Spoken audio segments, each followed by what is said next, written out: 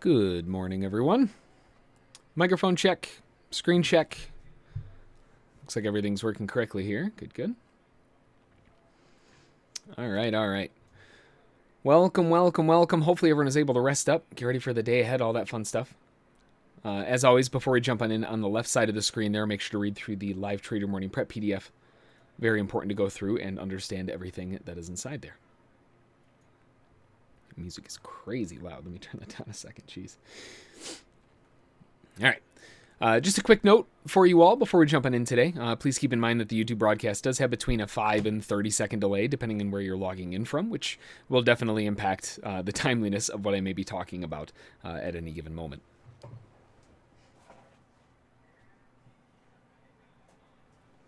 I cannot believe it. My cat landed. You know how cats are, right? They knock stuff off desks all the time. He knocked a jelly bean off my desk, and it landed in the fan. Like, through the blade guard. In the fan. Now what? Now what am I supposed to do? Jeez. Kobe'd it right in there. Unbelievable. Anyway, sorry. Just like, I couldn't believe that. It's one of those, like oddly satisfying things where it fits perfectly. Just like, really? Anyway, I just want to take a second to give a shout out to the latest members that joined in the overnight, this morning, last night, yesterday, etc. Thank you so much for the support. I'm pumped to have you on the SSFTG family. If you aren't a member yet, you have a few different options available for you to check out if you're looking to further your trading education, your trading career, or if you're just looking to find some like-minded people to hang out with through the trading day. Here on YouTube, you can check out the join button below the stream. The YouTube family gains access to the extended trading hours room, which continues the morning session from like 10 until whenever we close up shop, 10:30, 11 o'clock, somewhere around there. Every morning gains every member gains permanent access to the Discord chat server, and of course, you get the awesome badge next to your name here on YouTube to show your support, and it always looks really cool. To understand our trading support, to understand our trading approach, I saw someone pop up with whatever, and what it is that we're doing here every day in the room. Look, I gotta stop reading chat while I'm trying to go through my morning spiel. Look no further than the Day Trading Academy over on SSFTG. Listen, this isn't a small PDF that you're going to go through in an afternoon. You're looking at 19 plus hours of video study guides, materials, homework, review, all kinds of stuff. So you better tuck in and get ready for it if that's the route you're going to be going. And then finally, the big kahuna, the Mac Daddy, the VIP. VIPs have exclusive permanent access to the non-delayed stream covering the entire morning session from 9 until whenever we close up shop to ensure that you are on the fastest connection possible and that you don't miss a beat along the way. Alongside that, VIPs also have access to our monthly webinars. There's one coming up, I believe, next weekend. Private events, one-on-one scheduling access, all kinds of cool stuff. So whether you're here for the very first time or you're a seasoned VIP veteran over on the Zoom stream, welcome. I'm glad to have you trading alongside with me today, analyzing these crazy markets of ours. Let's take a look at some news, take a look at what's going on today, make sure we got all our levels, take a look at some charts, all that fun stuff, and we can rock and roll.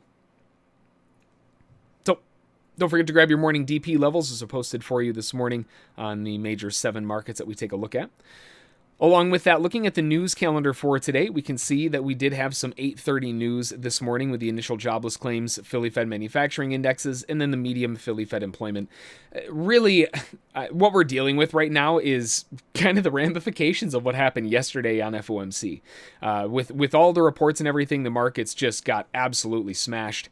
And with that amount of movement, well, the market's kind of responding to that more than any news that we've got going on today. That said, at 10 o'clock, we do have Fed Chair Yellen testifying, so that will be something of importance to keep our eyes on. But outside of that, really don't have a whole lot to worry about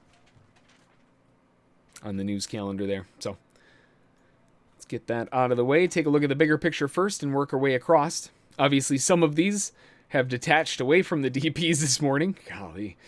We'll get to that in a second. Looking at the NASDAQ had some... I mean, here's the thing, right? You got to look at this and say, this is still a bull trend. Like, it's still going higher. It's not like that stopped. So this realistically just seems like a really healthy pullback in an otherwise decent downward trend. Upward trend. The one consideration that we have to have here is that we have the leg one down, and then this one went about 1.5. And whenever we've got that 1.5, that always makes me a little bit nervous that we're going to get a 1 to 1.5 to 1 move. It's a type of pattern or 3 legs where you have an A to B equals not C to D. C to D is actually usually 1.5 times, right? So C to D is equal to 1.5 times A to B, right? So A to B equals C to D. No, not this time. C to D is 1.5 times A to B. And then you take A to B and correlate it over here for the third leg. A to B equals E to F. A little bit different. That's kind of what we're looking at right now, with a bit of a concerning eyeballs here. We've got the first leg. We've got the 1.5 dive to the downside. And in fact, this one went a little bit further, about 60-70%. Either way, that does mean that we've got that 1 to 1.5, and if that is going to continue down, let's say it started right now, that would put downside objectives at 13,775. That also lines up pretty nicely with where the market was before from the previous top to bottom. If we go back there, we had some really nice accumulation, and we can see, let me make sure I don't have that new high on there, just that guy. There we go. That POC is right there. It's a little bit above it, but I mean, all things considered, not too bad. And if we look at a 3-press wedge across the lows, you can see everything's starting to line up pretty nicely around those 750s to 800s, really, that whole zone. Big, big zone of interest.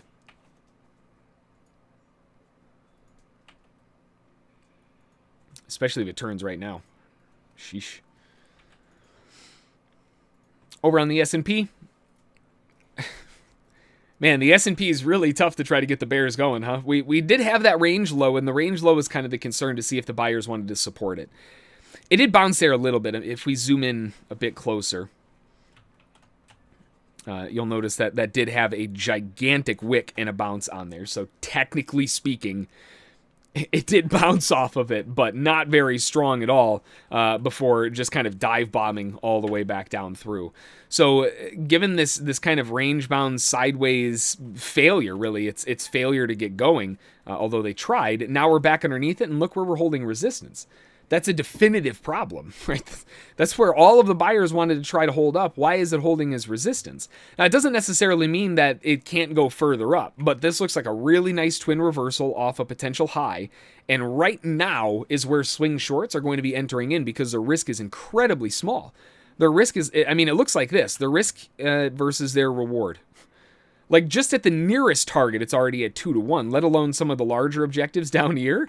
Hey, now you're talking like 4 to 1, 5 to 1 to the downside. Crazy potential lower. If it wants to fail the move up. That's a big if, considering we're talking about the S&P here.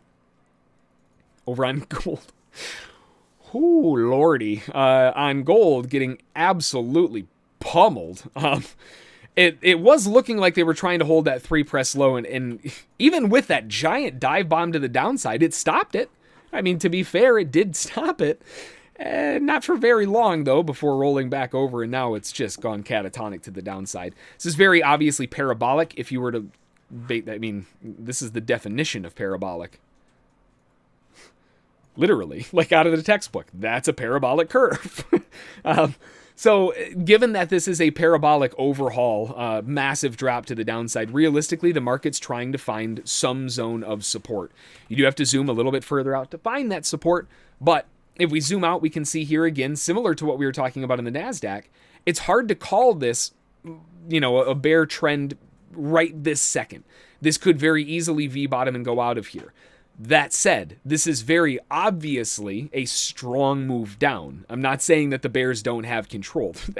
You'd be blind to not say that the bears don't have control. We're looking at this more of a parabolic blow-off into a zone of potential support. If we look backward, the previous congestion zone before the market really blew out of there was right inside there. So let's kind of catalog inside of there what that was looking like. You had the previous POC, which is... Really? Right inside there. Okay. The market did break out to a new high, and they did retest it.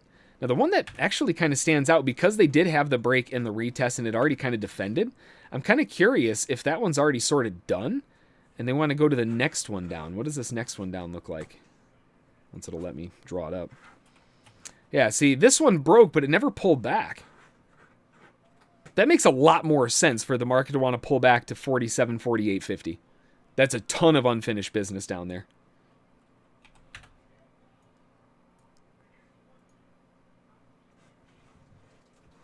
That would be the major zone of interest.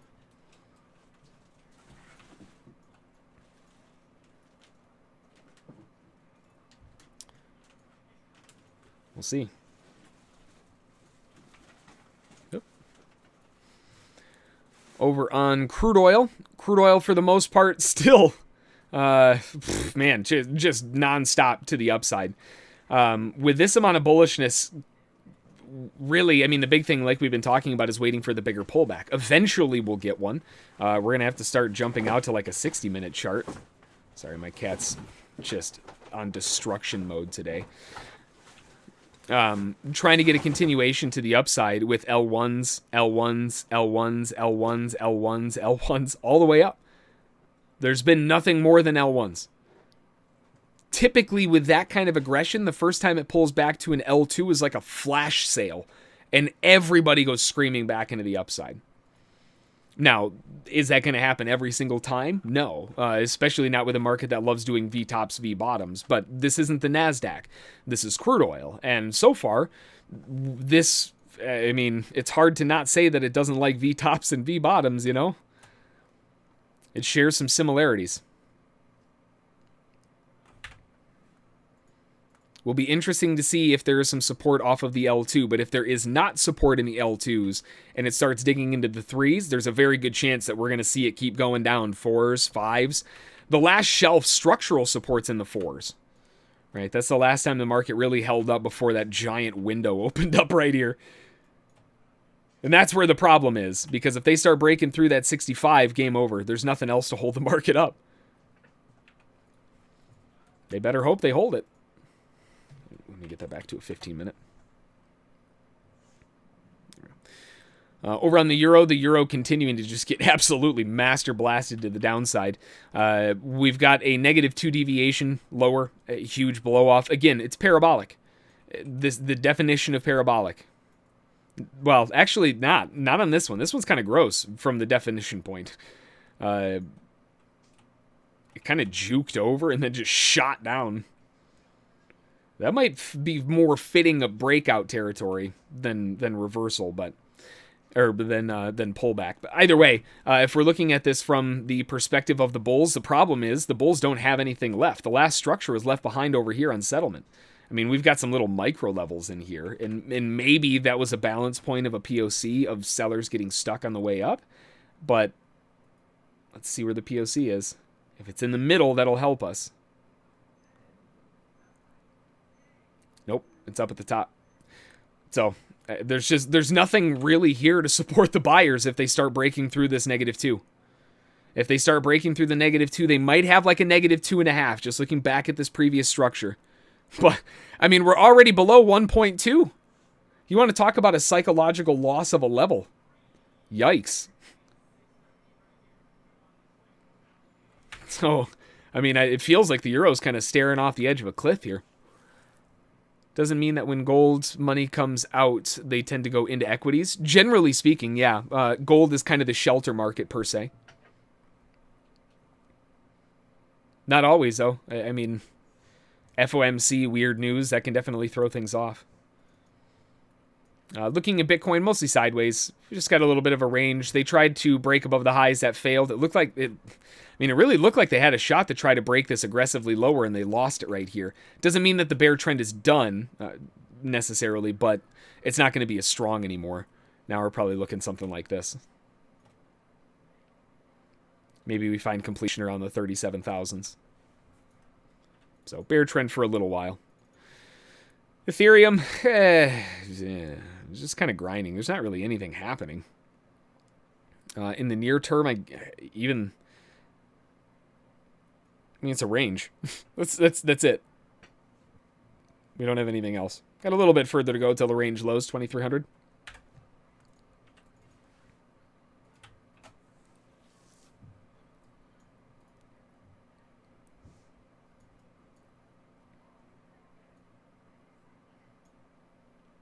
Doesn't need to be that big.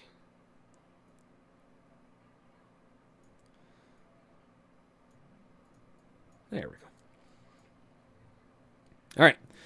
Going into the NASDAQ now, looking at the daily first and kind of seeing what's going on here. From the daily perspective, I mean, it's really obvious as to what happened. We saw the sellers give it a really good shot.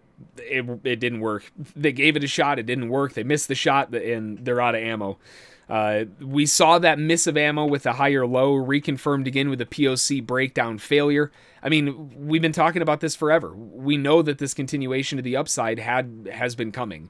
But there are some problems. Remember we were talking about yesterday when we saw those really strong bear bars off the highs? And we were talking about the days that did actually have responses? Well, yesterday was one of those oddball days where it didn't bounce. The majority of yesterday was bullish, to be fair, until FOMC. It was mostly balanced to bullish sideways. So the buying earlier in the morning before the FOMC stuff was working out okay. After that, though, totally fell apart. So with that breakdown, that's a bit of a concern because, well, the last time that happened, we went into several bear days and ended up breaking down what was it, like 12.2% or something like that? So if we follow this up with a few more bear days, we're likely going to get stuck here for a while. If you look at the price action that happened historically, the bodies really didn't leave the base of the candle. So we might just get stuck inside that last bear drop. But, I mean, realistically, if they break underneath that and they show some strength, we could be in for one heck of a drop lower. And if we look backward, the previous POC on this rally higher from bottom to top before we broke that new high was right there. This is a saving grace for the bulls. If the sellers were trying to get it to rotate down and they have given up, this is a sign that they're getting out at break even. These failures to close underneath it, they're holding above it. They just tried to go back under, and now we just happen to be forming a giant wick here. These are big clues. So that's a saving grace for the bulls. They've got a shot, and potentially all the way down to 649, really, if they want to try to ping it off there. But, you know, the concern is if it stays bearish for too long, we start breaking down. Looking to buy the dip still, but waiting for the dip to be potentially a little bit dippier than before. Looking at the 60-minute chart and zooming backward a little bit here on the near term, we've got this drive down. First leg lower, we've got the 1.5. Maybe looking for that second leg down. We've already kind of talked about that a little bit here. From a trend perspective, it almost feels like we haven't hit it yet. Got to go a little bit further. Honestly, it just doesn't feel like the sellers are done yet. We're beginning to get underneath the moving average cluster. We are coming back into a previous zone of massive congestion, and by no means are they shy about showing support. So these 3 higher low failures, I mean, that's a pretty good sign for bulls to take it. But if we see a pop up that fails, I mean, we're staring off the edge of a cliff right now.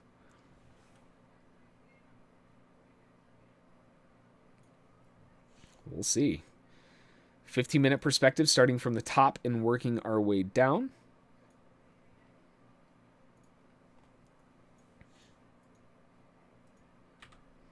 Get rid of that one. Pop that back over.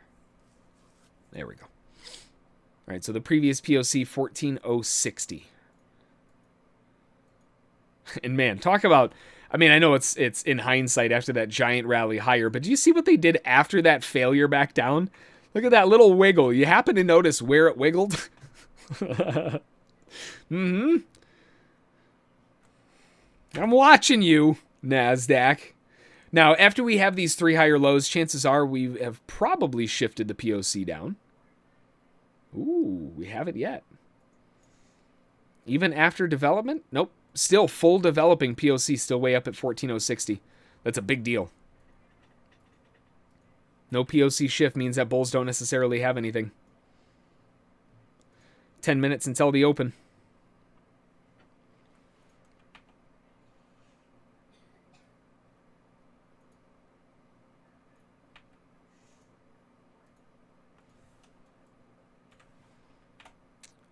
I'm trying to find like any structure that fits this stupid thing, but nothing really jives with it.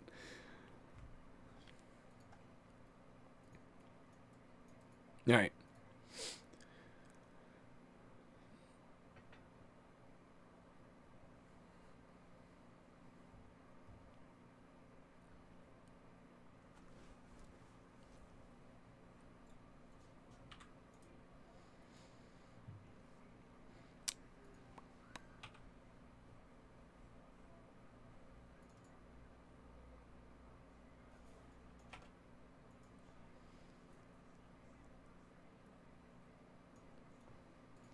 Does seem like the market's a bit overextended up here. We've got about 9 minutes until the open.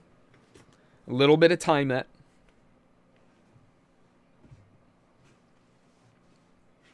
Bulls look like they're trying to get that V-bottom reversal.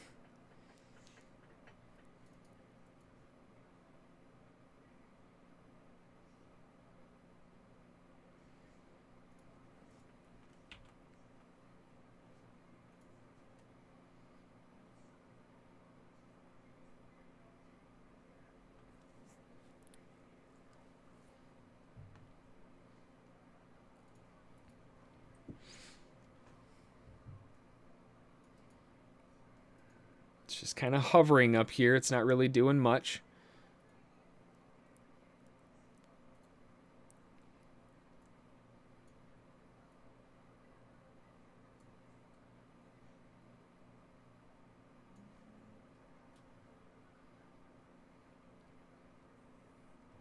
And here it sits, just kind of hovering. We've got the open in 8 minutes, and 9:28 is the next big batch of interest. On this little pullback for bulls, although it's really far up here, 13,932s might be interesting for them to try to kick it back up. It's really far up here, though.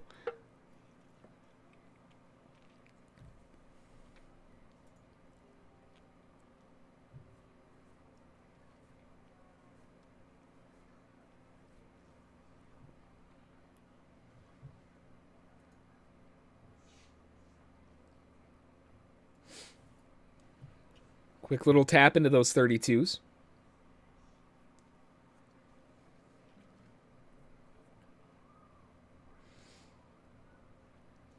Volume's looking a little bit better already, huh?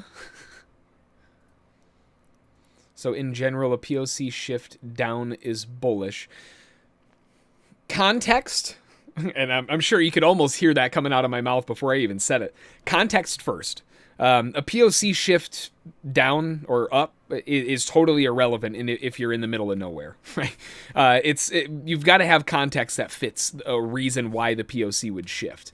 Generally speaking, though, the way that I look at volume would be that if the market is increasing in price, meaning going up, and volume is likewise increasing while the market is going up, that would lead me to believe that that is a form of accumulation. Or another way to view it would be that there are more sellers coming in while the market is going further up. That doesn't necessarily mean sellers selling more and holding it. They don't have to be short. It could be a long taking profit, and there's more people taking profit. Regardless of the reason why they're selling, if the volume is going up while the price is going up, I'm assuming that that is a form of accumulation or a form of distribution, I guess you could really more so put it, of some degree. So if we have that momentum to the upside and then a POC shifts up, well, wait a minute. There's been so much selling that has taken place. And not only is it just out of nowhere, it's been selling that's been getting higher and higher and higher and higher all the way up. And now there's a pinnacle point with a POC at the top.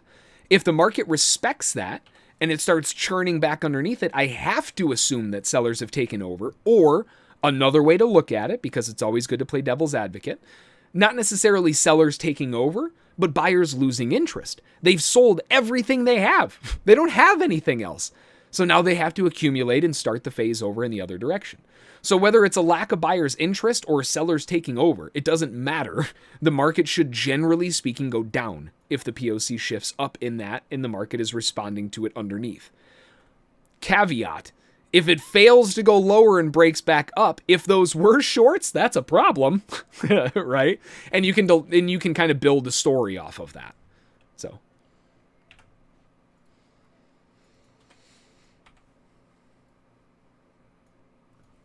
So as an example, and this is why I find it so important to subdivide legs when you're looking at volume. When I go from the bottom to the top of this leg, I can see that the volume was right around in the middle. And that makes sense because it looks like the market spent the most of its time inside there. Now, I can make two assumptions here. These are either a major point where every buyer is taking profit, or that's a point of interest that sellers are trying to sell into to rotate it down. Now, looking at it from my perspective, we've got lower high, lower high, lower high, lower low, just broke another lower low. To me, that makes sense that sellers would be trying to build there, right? I think that's fair to say. And once this happened, they failed. I think that's also fair to say. Now, regardless of whether or not it was buyers there or sellers there, I go at it from the mindset of sellers who failed because I like looking for failures. That's my forte. That's my shtick, if you will. So I approach it from that mentality. Sellers tried and they failed. So when the market comes back, those sellers are going to want to exit at break even. Boing.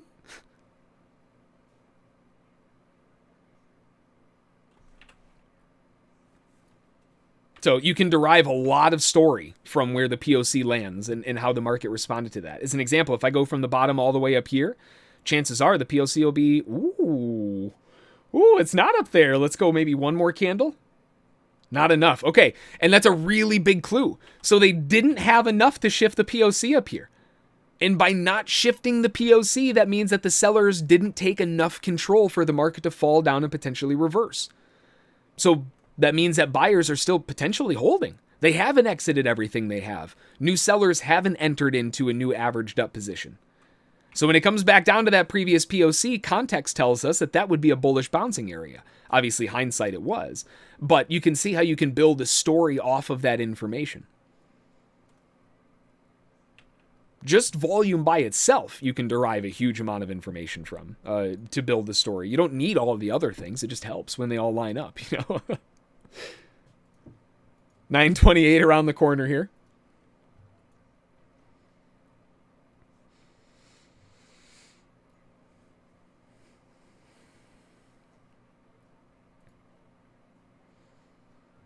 Bulls trying to creep this back to the upside.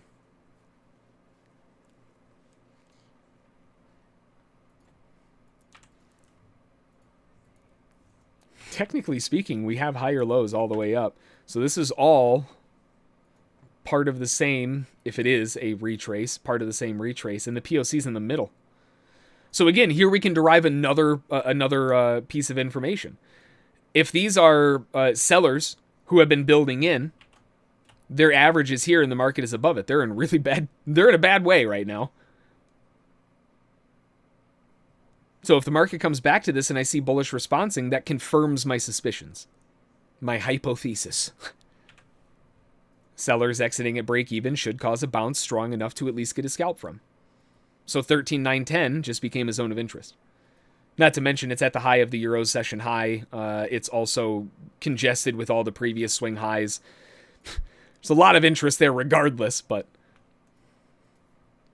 So what would be really nice to see is if we were to measure with a POC from the top while the market was pulling back, what would be really nice to see is a POC shift in that shorter term to the downside. That would add that context. Or the proof, or whatever you want to call it.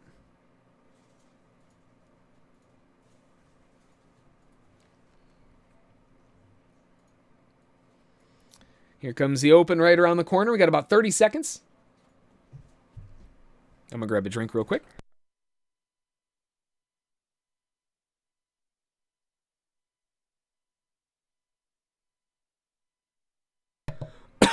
Oh, God. Wrong bite. The drink is supposed to help, not hurt. Okay.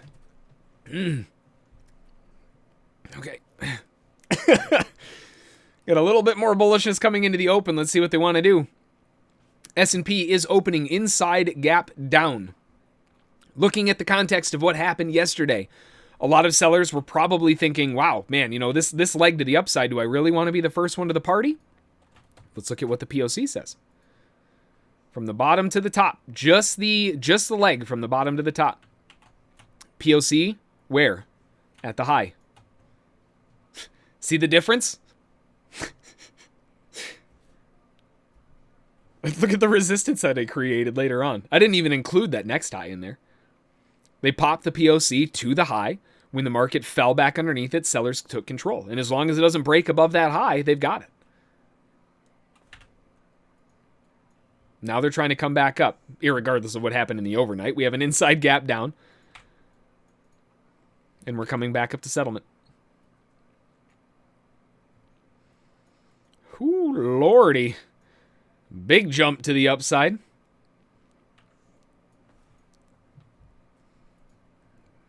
Big jump higher, hitting settlement now, breaking above the highs.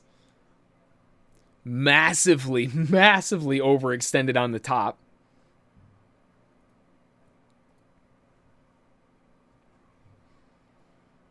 Let's get a little bit closer here and see what he wants to do.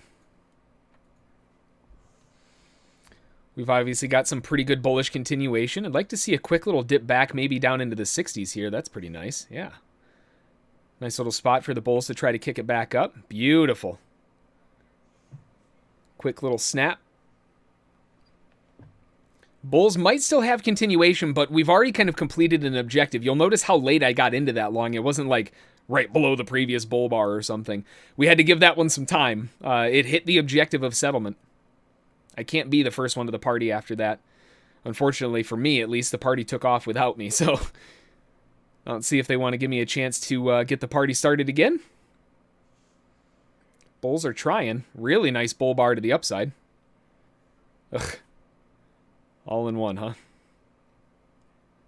All right. Just out of curiosity, although it was a very small pullback, POC was at the bottom.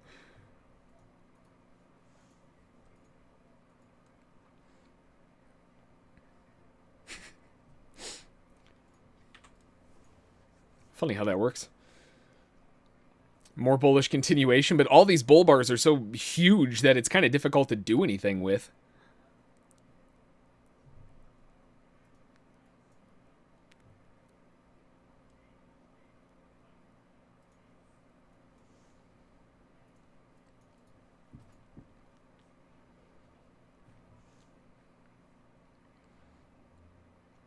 We're back above settlement, but for obvious reasons, I've got to lay off the gas pedal a little bit here. The assumption is that we're probably going to get stuck here a bit. We're already beginning to show signs of an ascending wedge formation. I don't want to sell or fade off the highs or anything, but keep in mind, we have to be cognizant of what's going on. This might be nothing more than a rally to get another break-even attempt. That's all that yesterday's rally ended up being, right? That pop right at the end of the day before dropping all the way back down again. So this could easily be a break-even for these traders to try to get out. Either way, the bulls still own it for right now.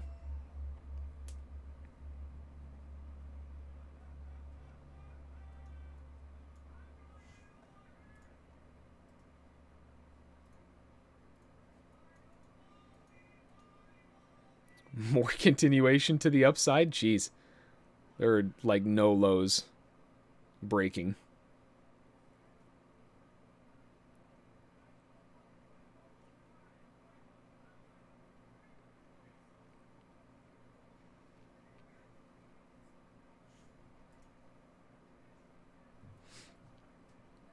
Bear bar off the top, but immediately snapped up. The 15-minute chart's starting to look real bullish. Then again, it looked really bullish yesterday, too. And, well, by the end of the day, they had different thoughts.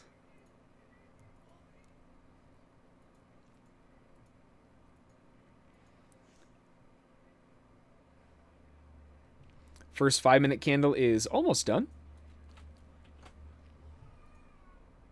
There we go. Right at the top. Fantastic. 71 quarter is the POC.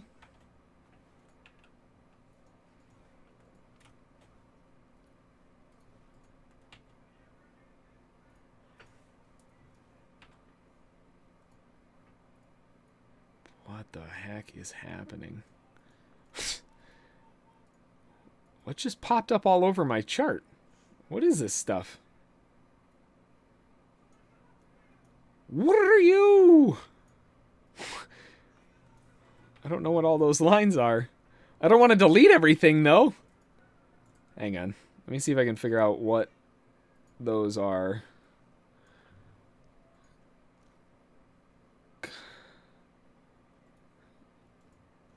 Can I click on them?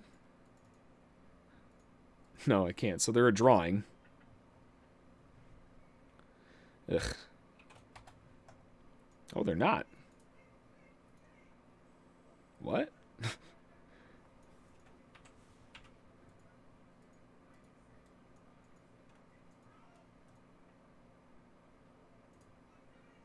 I'm very confused right now. What is happening?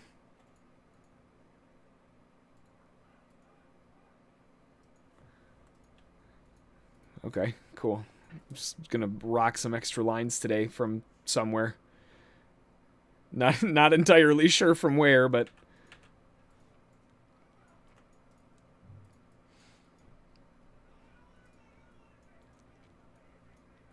good old NinjaTrader, man, I tell you.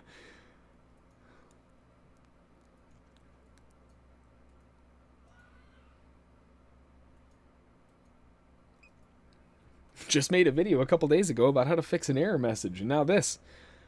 Rocking and rolling. Bulls continuing to grind to the upside. No pullbacks at all. Just ripping.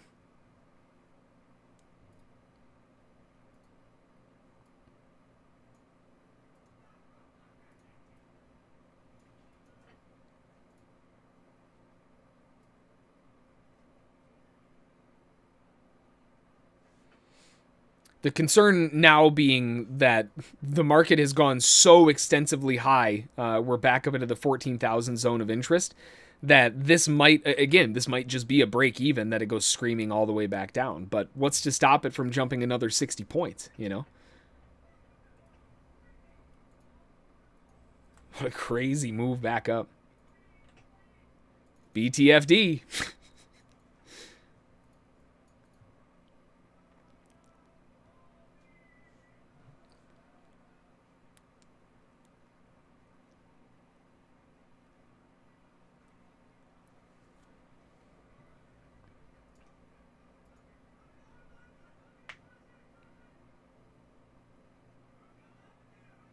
Bulls still going strong.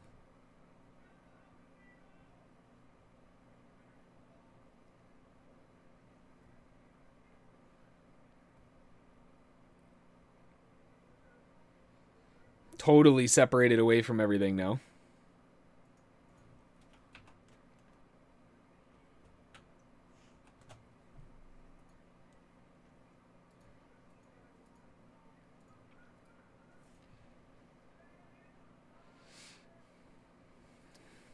Above the 14,000 mark now. The first 5-minute bar on the S&P incredibly strong. Very strong bull bar.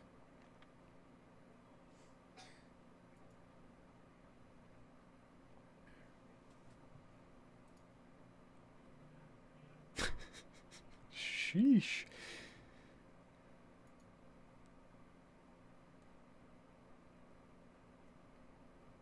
Nice little bear transition back and forth here. Likely some profit taking.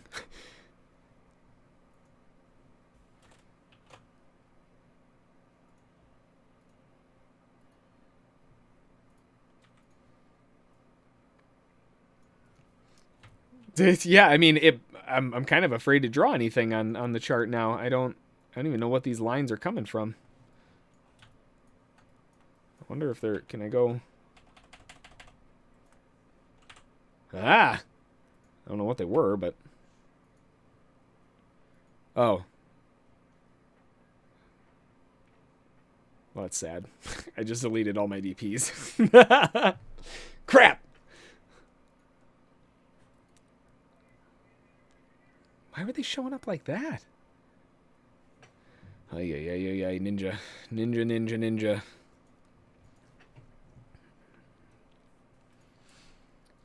Bulls trying to get more continuation. Don't save the workspace. Yeah, seriously. After, before I close Ninja, I'm going to have to go through and delete every drawing on every chart just to make sure.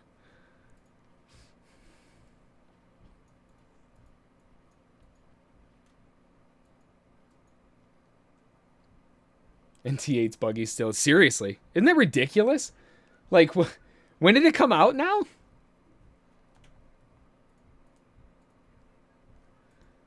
Whatever.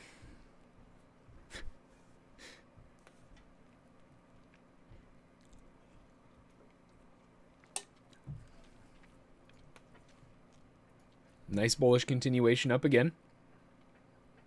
Man, I've only had the one chance. S&P bar 2, very, very strong to the upside. 3 consecutive bull bars out of the gates usually means that you're going to have a bar 1 start of the day, not going to stop. It's going to be the low of day kind of move, which, I mean, we're off to a good start for it. You can't even snap fibs by double-clicking. Yeah, I know. Isn't that nuts?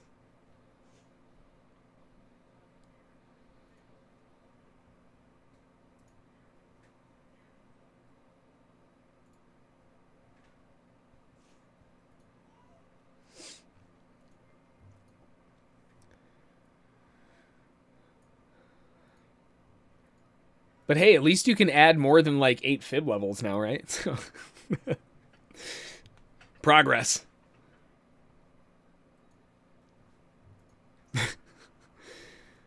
Very nice little snapback here on the S&P. I like the S&P, but back towards settlement around 13.25.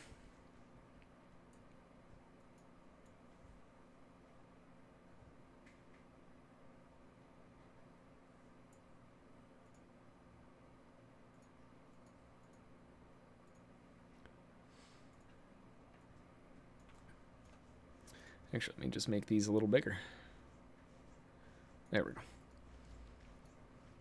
See if they can get down there to the 13.25 right off of that settlement point. I like that area of interest to retest, but the thing is, I might not get a fill. Testing.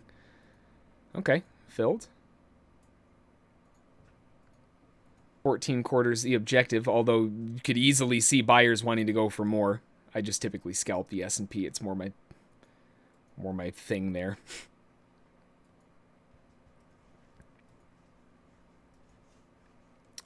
Tested the target, but no fill.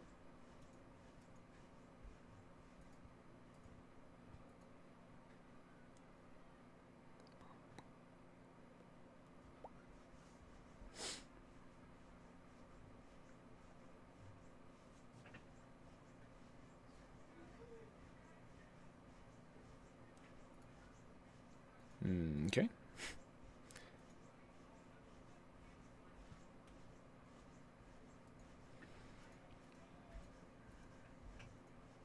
Now modifying 13.25.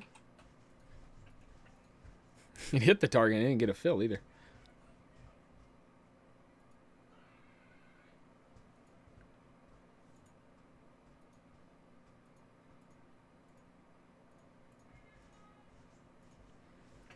$12.25. And scalped out. Just had to pay a lot on the commission side. Jeez. Stupid thing wouldn't just fill me on the first time, huh? Tagged the target and said, nah. Make him pay 4 times as much on the commissions. Thanks, ES.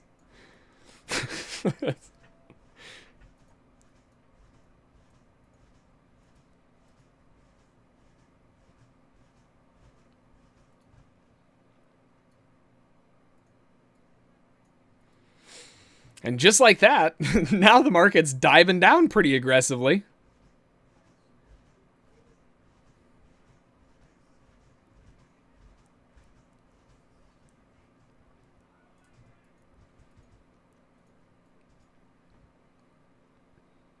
If bulls were trying to get this to kind of stick and go back up again, this pullback is, I mean, it's really fairly equal. It looks like it might be a little shallow, maybe? To that last pullback? Yeah. Got a little further to go.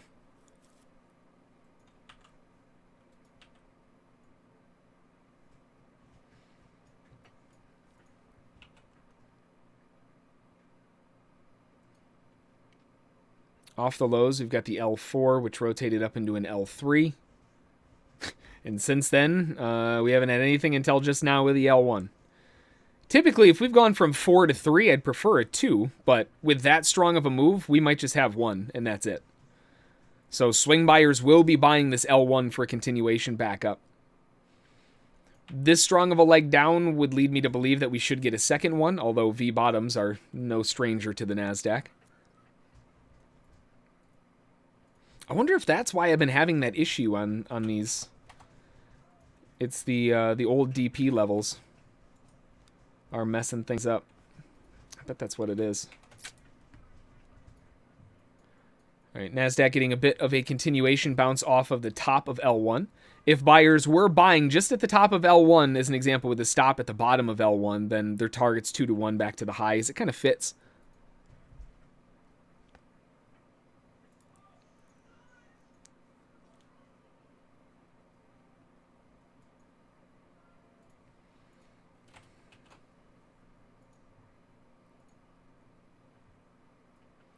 They slam the POC down at the bottom on that, too.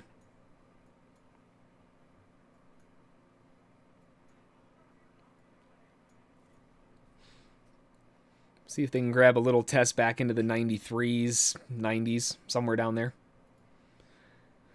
That move down, like I said, I mean, I have to believe that they're going to be able to get a second leg to the downside. So it's going to take an excessive amount of failure for me to want to go long too early.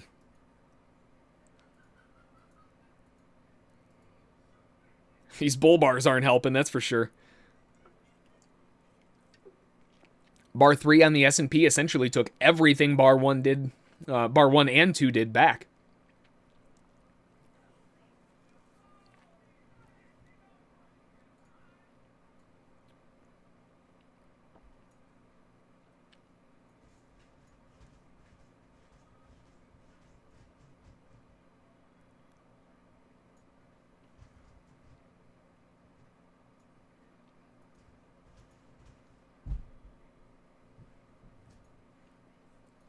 Bears trying to churn it back to the downside.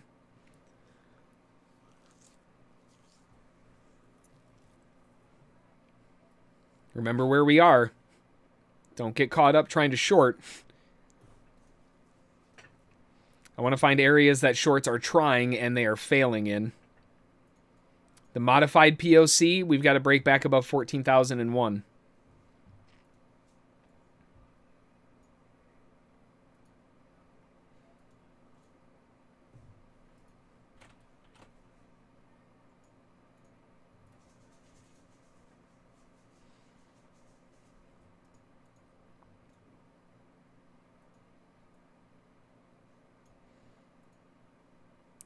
Can the bulls get it going?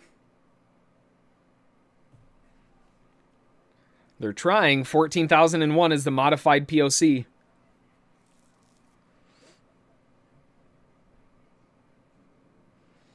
They're cracking above it.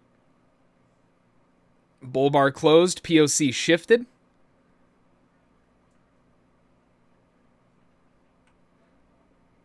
Tried buying the bid on that dip at 3, but I didn't get a fill. All right, let's see if they can flush back down a little bit and give some extra proof. Dip underneath that previous bull bar would be kind of nice. Technically, we haven't separated away from the POC at 14,002. I missed my first scalp opportunity. See if they can get a little bit of a jerk back down again. I'm not interested in jumping in too quickly here.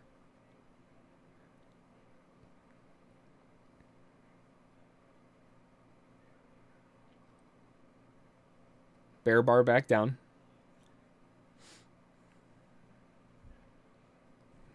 Do you buy the small bull bar for bar 4 if it forms? Oh, on the S&P? Oh, hang on. NASDAQ, big old jump to the upside. Give a little bit of a snap back, but I don't mind the long at the top of that. It's a really strong bull bar, and it's likely just going to jump. Yep, there's that jump. See if they can snap back closer to 2, though. Buyers may buy it, but it concerns me with the gapping between the low of bar 2 and the top of bar 4. That bear gapping to the downside could potentially suggest further momentum.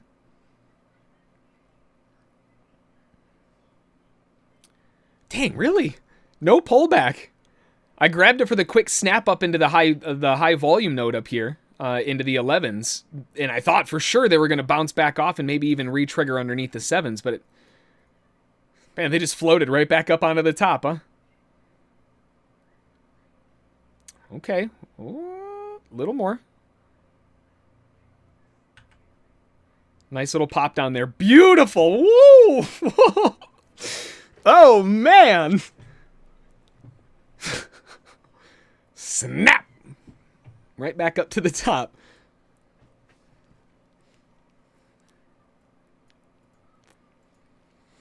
So that one happened very, very quickly. But again, the mentality was I wanted to be, and I was kind of talking through my mind as it was going. I wanted to buy that for a quick little pop, take it off at that volume node, expecting the volume node to push it back so I could rebuy again down here with a few more contracts to get the pop up, but it never happened. It just kept grinding, and that means that a lot of buyers, myself included, are going to be a bit on the back foot like, well, crap, wait a minute, come back. So when it does finally pull back, going to be a little bit more aggressive once it starts showing signs that it's stopping. And what better spot than between that little, the little candle gapping between open and close, or close and open, I mean.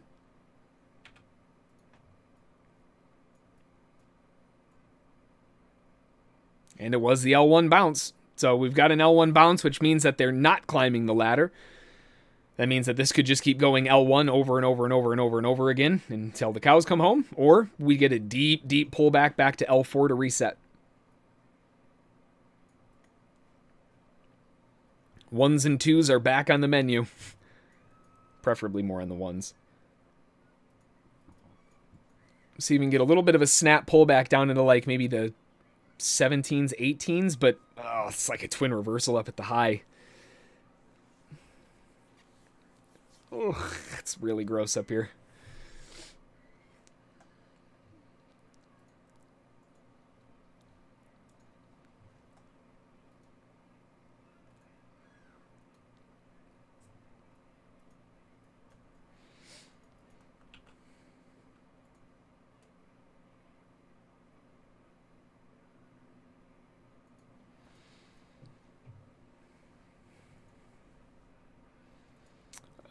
A dip back into that volume node around the 11s to 15s would be kind of nice, but this thing is so far away now.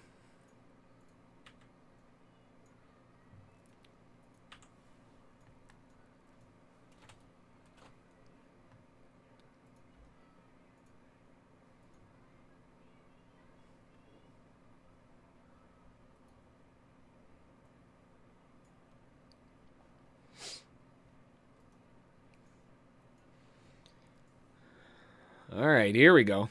Maybe we can get that little dip down into the 15s. Maybe even the 11s.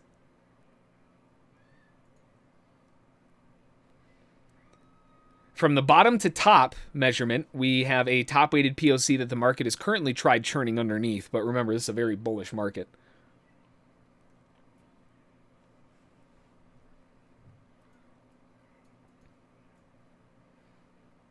Top of that's at 12.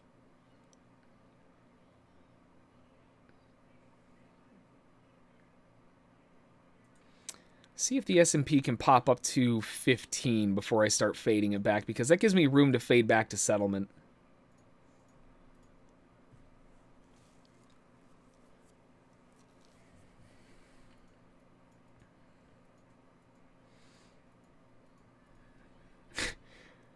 And they went to 16, huh? Okay. Fair enough, NASDAQ. Fair enough.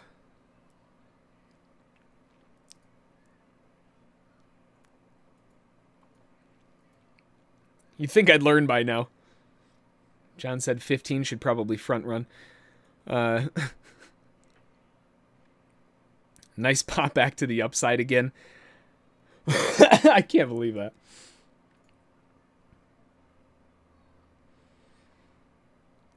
Very nice bull bar on bar 5 for an attempted continuation back to the upside. I did not get filled on bar 5, which is what I was really hoping for. So I'm going to cancel the short on the S&P. Not that it's invalid, but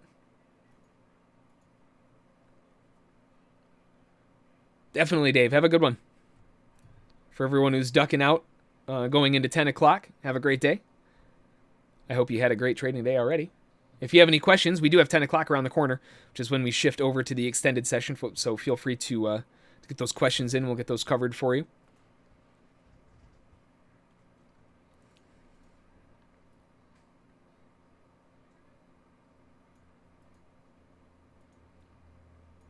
POC still hovering around the highs.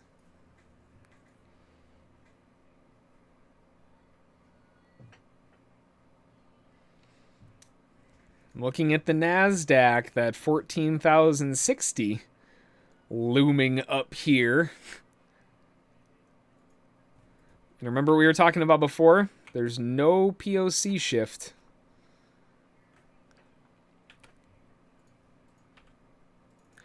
Tenemos un problema. Now that we're breaking back underneath this, sellers may be trying to come back into the 20s as the short side, but I mean, this is also a nice little L2 dip for buyers to try to get it going higher. The concern, obviously, with shorting anything right now is this thing is just screaming, and we haven't really hit, like, the 60s. That's kind of the big spot. So these short-term tops and all that, I mean, that's fine, but honestly, if anything, if they're going to pull back, what better spot to pull back to than that POC that they slapped down at the lows? Way down here in the 990s.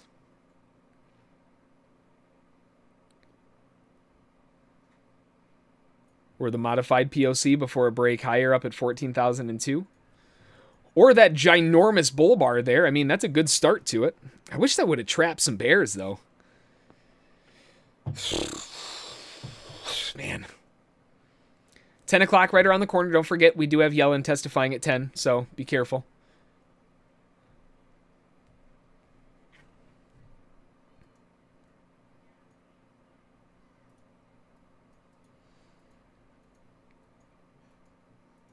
Man, we got them oldies rocking today. We've got some Def Leppard going on here. Pour some sugar on me. Yeah. Big bull bar, bull engulfing, trying to crank back to the upside again.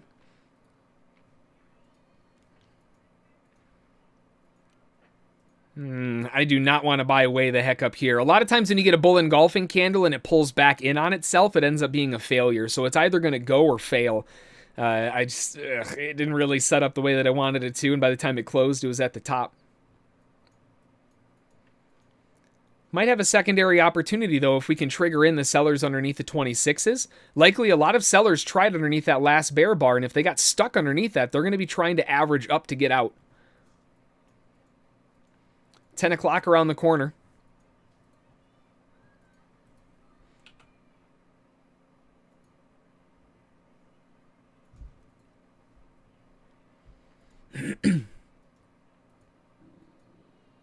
Showing your age, Def Leppard.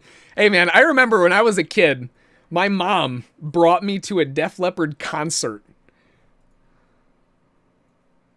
Whoo, man. Oh, I didn't get filled. No. Oh, no. It snapped down for a millisecond. I hit buy bid. I got bottom bid. Didn't get a fill, and it snapped back up to the top. Couldn't get it. Too quick. Ooh, little snap down again. There we go. Nice little poke for those buyers to get it to snap higher. Beautiful jump back to the upside. Fantastic. Right into 10 o'clock as well, right before it. Good enough for me. I don't want to hold it. Nope. Let that 10 o'clock crap go beyond me. Unless it goes up, then I'll be disappointed. Anyway, that's going to do it going into 10 o'clock. You should see my liked playlist. My liked playlist jumps all over the place. Got some Queen, some Memphis Mayfire, some Darko US, Def Leppard. You gotta get everything in there, man. If I missed any questions, feel free to shoot me an email. I'll get those questions covered for you from there. Otherwise, we're going to transition over into the extended session and head on into the later morning portion with the YouTube members and VIPs. So for the rest of you, if you're already ducking out, I can't say I really blame you. I'm surprised a lot of people showed up today in general, but we've got some decent volatility. Hey, not too bad. Anyway, I hope you had a great day of trading, and we'll see you all back tomorrow morning. For the rest of you, just hang tight real quick, and we will transition over. We'll talk to y'all later. Thanks.